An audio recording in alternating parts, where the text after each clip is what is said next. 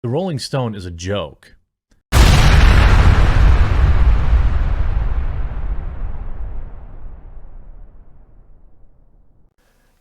Hey, thanks for clicking. Stick around for a couple of minutes. Give me a like, subscribe. This is mostly harmless. Look, I'm not going to waste your time on making a video about the Mandela effect because we all know what it is. 99% of the people watching my videos know what the Mandela effect is, okay? We're not going to talk about how many people were in the car when JFK got shot or how you spell Fruit Loops or whatever. But what you might not know is where the Mandela effect came from. And where it came from was a 1979 CBS Evening News story where Nelson Mandela, actually died in prison. So the whole world thought that was true. The next day, CBS came out and said we were wrong. It wasn't him, it was somebody else. But not everybody saw that newscast the next night. So half the world went on thinking Mandela was dead until he actually died in 2013 after he was released from prison and became the president of South Africa and had a happy ending. But so I think most Mandela effects come from stuff like that. News stories that are told and then retracted, and then everybody doesn't see it. So this video is about how I believe the left news media, the mainstream media, deliberately creates Mandela effects by saying, I don't know, Jussie Smollett was mugged by a couple of guys saying this is MAGA country. We're going to start this out with a Duke story, okay, where the Duke girl goes to BYU, and it's just going to go from there. And we're just going to cover how they come out with this stuff, and it's like a girl crying rape. Everybody believes her, and then, well, oh, it didn't happen, but it's too late because half the people believe her. So, okay, let's start out with the Duke story, okay? Here we go. Brigham Young University reports an investigation found no evidence of racial slurs or racial heckling. That all happening during a volleyball match between BYU and Duke University.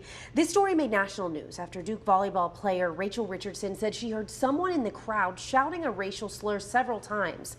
As a result, BYU banned a fan from future matches. This afternoon, we learned that a ban has been lifted as a result of that investigation. After the BYU update, Duke University releasing a statement saying in part, we unequivocally stand with and champion our volleyball team, especially when their character is called into question. Duke Athletics believes in respect, equality, and inclusiveness, and we do not tolerate hate and bias. What does that mean? Especially when their character is called into question. What about when BYU's character was called into question, which ended up being a false story? Duke Athletics believes in respect, equality, and inclusiveness, and we do not tolerate hate and bias. Where was the hate and bias? It didn't exist. It was fake news. Moving on. The Rolling Stone is a joke. You may have heard of the Rolling Stone over this past summer when they were hilariously busted pushing fake news about a hospital that was turning away people with missing limbs and all this kind of stuff because people were taking horse paste. It was an entirely made-up story, completely false.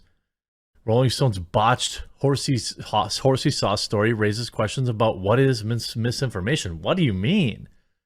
It was 100% fake.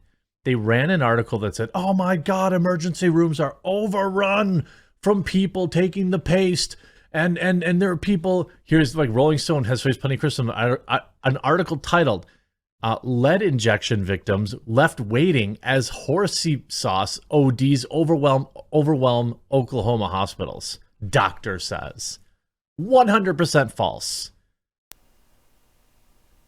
So there you have it. And thanks to the quartering, I will put his link in the description. Go visit him, subscribe. That's it. Basically, the news comes out with fake news day after day, and then they come by and they say, oh, well, it didn't happen. Here's Jussie Smollett. And this is, you can even get off of Wikipedia, which if you can get it on Wikipedia, you know it's true, right? It has to be true if it's on Wikipedia.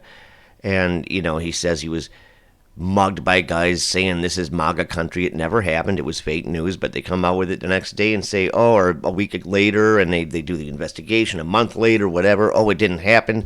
But who followed through on that? All they heard was, oh, Jussie Smollett was mugged by a couple of guys saying this is MAGA country, racist, hate crime, white supremacist, rah! And then they come out, they retract the story, but most of the people still think, you know, that Mandela died in 1979 and that the Berenstain Bears are the Berenstain Bears. What are you going to do? You know, I'll see you next time. I'm going to be live on Saturday, 9 o'clock Pacific time. Peace out.